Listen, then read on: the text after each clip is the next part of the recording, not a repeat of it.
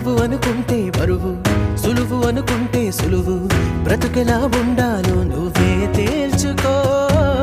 అనుకున్నవన్నీ అవవు, ఎప్పుడు ఏదో కరువు. అందుకీ కమ్మని కలలో సరి చూసుకో.